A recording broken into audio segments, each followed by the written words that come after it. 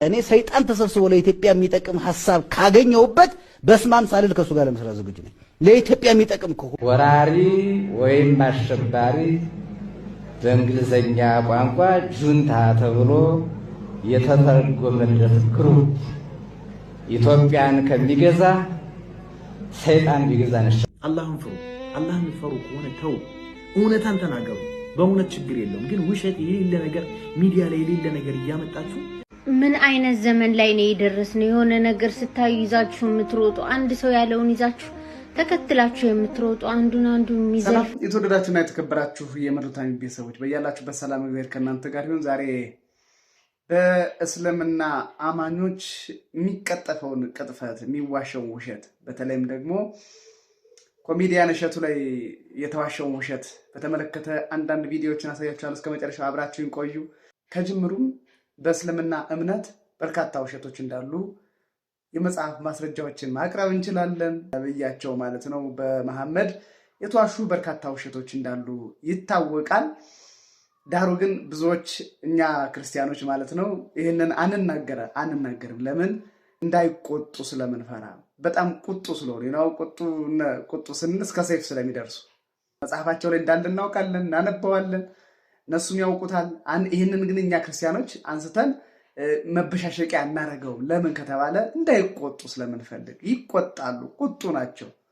ቁጡ ስንል እስከ ሰይፍ ድረስ ይደርሳሉ። እና በመጽሐፋቸው ነብዩ መሐመድ ማለት ነው እንግዲህ ቁርአን የወረደው ለሳቸው ስለሆነ ኢየሱስ ክርስቶስን አልተሰቀለም፣ አልገደሉትም፣ አልሰቀሉትም ምናምን ብለው እንደምታዩት ማለት ነው በቁርአናቸው ላይ አስቀምጠውታል። ከዚህ በላይ ቅጥፈት፣ ከዚህ በላይ ውሸት የለም። ነብያቸው መሐመድ የመጡት ክርስቶስ ከተሰቀለ ከብዙ ዓመት በኋላ። እዚህ ላይ ጥያቄ እንጠይቃለን። ምን ብለን እንጠይቃለን? ከነብዩ መሐመድና በወቅቱ ከነበሩት ከሐዋርያት ማንን እንመን? በወቅቱ የነበሩ እናታችን ቅድስት ድንግል ማርያም በቦታው ነበረች። ሐዋርያው ቅዱስ ጴጥሮስ ይሄን ትንሣኤውን አይቷል። ሐዋርያው ቶማስ ጎኑን ዳሷል። ብዙዎች ምስክሮች ናቸው። በኢየሩሳሌም የነበሩ ሴቶች ሁሉ ይመሰክራሉ። በጣም ብዙ ሰዎች ስለ ኢየሱስ ክርስቶስ ይመሰክራሉ። መሰቀሉን፣ መሞቱን፣ መነሳቱን፣ ማድረጉን ይመሰክራሉ። አንድ በስድስተኛው መቶ ክፍለ ዘመን የተነሳ ነቢይ ነኝ ያለ ሰው መሐመድ ብቻውን እንዴት ታማኝ ሊሆን ይችላል? እንዴት ሊታመን ይችላል? እንዴት አንድ ሰው ነቢይ ነኝ ያለውን መሐመድን ልናምን ልንቀበል እንችላለን የሚል ጥያቄ እናነሳለን። በመሰረቱ ሲጀመር እስልምና የተመሰረተው በቁርአን ላይ ነው። ቁርአን ደግሞ ክርስትናን በመሳደብ አስተምሮን የሚጀምር ነው። ዛሬ ላይ በኮሜዲያን እሸቱ ላይ በርካቶች ሶሻል ሚዲያ ላይ በጣም ብዙ ስለሆኑ ማስረጃ አላቀርብላችሁም። በርካቶች ዋልድባ ገዳም ሄዶ ቋርፍ እንግዲህ እንዴት እንደሚዘጋጅ ያሳያችኋለሁ። ሙሉን ዶክመንታሪ ያሳያችኋለሁ። እንዴት እንደሚዘጋጅ አባቶቻችን የተናገሩበትም አለ። ያን ሁሉ ያሳያችኋለሁ። ቋርፍ ሲበላ ያው ቋርፍ ስለሚመር ያንን መራራ ምግብ እየበሉ ነው የሚኖሩት። ለምን? ዓለምን ንቀው ነው የሚኖሩት። እንግዲህ ያንን አባቶች ዋልድባ ላይ የሚበሉትን ቋርፍ ካካ ነው ያሉት ማለት ነው። ካካ ነው። ምንም ማስረጃ የላቸው፣ የሚያቀርቡት ማስረጃ የለም። ጥላቻ ስላላቸው ሲጀመርም እምነቱ የተመሰረተው በክርስትና ላይ ከፍተኛ ጥላቻ በመንዛት የቃል ብቻ አይደለም እስከ ሰይፍ እየደረሰ በዚህ ልክ የተስፋፋ ነው። እና ከዚህ ቀጥሎ ማሳያችሁ የተቀጠፈውን ውሸት በአንዳንድ ሙስሊም ወንድሞች የተቀጠፈውን ውሸትና ይህንን ውሸት ደግሞ እባካችሁን ተው፣ እንዲህ አይነት ውሸት ተው ብለው ራሳቸው ሙስሊም ወንድሞቻቸው የገሰጹበትን ቪዲዮ አንድ ባንድ አሳያችኋለሁ። ከመጨረሻው አብራችሁ ቆዩ፣ ተጋበዙልኝ። አላህን ፍሩ። አላህን ፍሩ ከሆነ ተው፣ እውነታን ተናገሩ።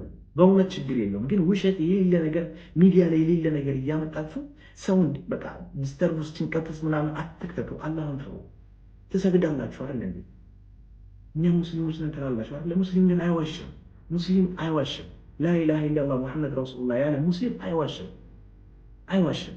ዛሬ ጾም ሆኖ በጾሙ አንዳንድ ቲክታክ ላይ ያላችሁ ውሸታሞች ምን አይነት ነገር በሸቱ ዙሪያ ፖስታችሁ ሰውን ስታባሉ እንደዋላችሁ እኔ በጣም ነው ያዘንኩት። ወላሂ ተው፣ በቃ ስነ ስርዓት ያዙ። እኛን ስትነግሩ የነበራችሁ ሰዎች አይደላችሁ እንዴ? አሁን ምንድን ነው የምታስተላልፉት ነገር? በቃ ሁሌ ውሸት፣ በቃ ሙስሊሙን ክርስቲያኑ ማባላት አይሰለቻችሁም? ግን ገቢ ያለው ገንዘብ ታገኙበታላችሁ። አላህም ተው። ምን አይነት ዘመን ላይ ነው የደረስነው? የሆነ ነገር ስታዩ ይዛችሁ የምትሮጡ፣ አንድ ሰው ያለውን ይዛችሁ ተከትላችሁ የምትሮጡ፣ አንዱን የሚዘልፍበት በጣም አስቀያሚ ዘመን። የእሸቱ መለሰን ቪዲዮ አይታችኋል፣ ሲንሸራሸር ነበረ። የማይሆን ትርጉም ተሰጥቶት በጸያፉ እየተዘዋወረ የሰው ሃይማኖትን እየተንቋሸሸ ያለበት ነገር አለና ምንድነው ብዬ ሪሰርች ሳደርግ ይሄ የሚበላው ነገር ተክል መራር ተክል ነው። ለመነኩሳት በቤተክርስቲያን ውስጥ ለሚኖሩ ሰዎች ያው የሚመገቡት ነገር ምግብ ነው እንጂ እንደ አሉት ያጸያፍ ነገር አይደለም። እና በዚህ ደረጃ የሰው እምነትን የምታቆሽሹበት ምክንያት ምንድነው? ከተሳዳቢዎችስ እናንተ በምንድነው የምትሻሉት? ከነገ ዛሬ የተሻለ መሆን አይቻልም እንዴ? ቢያንስ በስልካችሁ እኮ ኪሳችሁ ይዛችሁ የምትዞሩ ስልክ እኮ ፕሮፌሰር ነው፣ ዶክተር ነው፣ መሐንዲስ ምንም ብትጠይቁት እኮ ኢንፎርሜሽን ይሰጣችኋል። በጣም ብዙ ኤአይ ቻት ቦቶች አሉ። ብትጠይቋቸው የሚያስረዷችሁ ከአመጣጡ ጀምሮ ዝርዝር አድርጎ የሚያስረዷችሁ። ስልካችሁን ለምንድን ነው የምትጠቀሙት? እንደዚህ አይነት ነገር ሪሰርች አድርጋችሁ ኢንፎርሜሽን ማግኘት ካልቻላችሁ፣ የምትናገሩትን ነገር በእውነት ላይ የተመሰረተ እንዲሆን ካላገዛችሁ፣ ታዲያ ምንድን ነው ትርጉሙ? የእናንተ የዚህ ዘመን መኖራችሁ ምንድን ነው? ለጸብ መነሻ መሆን ምንድን ነው? መጀመሪያ አላህ ምግብ ነው የሚያቀርበው፣ ትበላለህ። ከዛ በኋላ ትጠጣለህ። መጠጡ ደግሞ ወንዝ ነው የሚሰጥህ። ጠጅ ትጨምራለህ። አለ እዛ ግን ጀነት ውስጥ ሻወርማ አለ። እዛስ አንተ እሺ والله ሻወርማ ብሎ ያዛል እኮ እዛ ሄዶ ላኢላሃ ኢላላህ። ምን ችግር አለው? እወዳለሁ ሻወርማ። والله በርገር አልፈልግም፣ ሻወርማ። አንተነስ ዶሮ ወጥ። ኧረ ዶሮ ወጥ ደግሞ አንዳንዴ ያምረኛል። የጀነት አዋፋቶች አሉ ከዶሮ የበለጡ ሐና والله አልጋው ደግሞ አንተ ምግብ ላይ አልጋው ደግሞ አላረፍረፍ ይላል። አቡኪ ራሱ የሚርገፈገፍ ነው والله።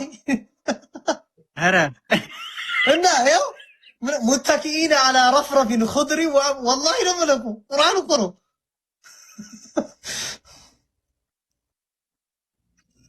እና ይሄ አፍንጫሽ እንዳሾልክ ሰማ። እኔ የምለው የወገብ ህመም የለም በለኛ እዛ ቤት። አላሁ አክበር። ይሄ እንደዚህ መፈሻፈሽ እኮ የለም። ዝም ብለህ ነው የምትረካው። ትበላለህ፣ ትጠጣለህ። ካካ የለ ሽንት የለ፣ በላብ ነው የሚወጣው። ላቡ ደግሞ ሚስክ ነው የሚለው።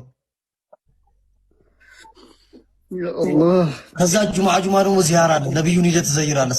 አላሁ አክበር አለይሂ ሰላቱ ወሰላም። ነብዩን ሂደህ ግንባር አይናቸው መሃል አይናቸው ላይ ስስማቸው። እንግዲህ እንዳያችሁት የራሳቸው ወንድሞቻቸው እህቶቻቸው ተቃውመዋቸዋል። ለምን ተዋሻላችሁ እያሉ ማለት ነው። ለምን ተዋሻላችሁ? በነገራችን ላይ ብዙ ሙስሊሞች በእንደዚህ አይነት ውሸት ውስጣቸው የሚቃጠል ውስጣቸው የሚያሩ እንዳሉ እንረዳለን። በሌላ ቪዲዮ እስከምንገናኝ ሰላም። ቋረፍ የሚዘጋጀው ጣበሌ ገመሎ ይባላል። እነሱ ጣበሌ በመጀመሪያ ይቆፈራል። ከተቆፈረ በኋላ ይቀቀላል። ከተቀቀለ ይደርቃል። ከደረቀ በኋላ እንደመጠኑ ጥቃቅን ከሆነ 7 ቀን እዛም 3 ቀን ወፈር ያለ ትላልቅ የተከተፈ ከሆነ እስከ 12 ቀን ይነከራል። ከዛ በኋላ በጎተራ ይገባል። ያ መስቀለው ለማህበሩ ይቆፈርም ከመስከረም 12 እስከ ጥቅምት 12 ያው ለቁመተ ስጋ ነው። ብዙም ጉልበት የለውም። መራራ የተደረገው ለምንድን ነው? የክርስቶስ መከራ የዕለተ ዓርቡን ሐሞቱን ለማሰብ አባቶቻችን ቅዱሳን ይህን እየተመገቡ የክርስቶስ መከራ ያስታውሱበት ነበረ።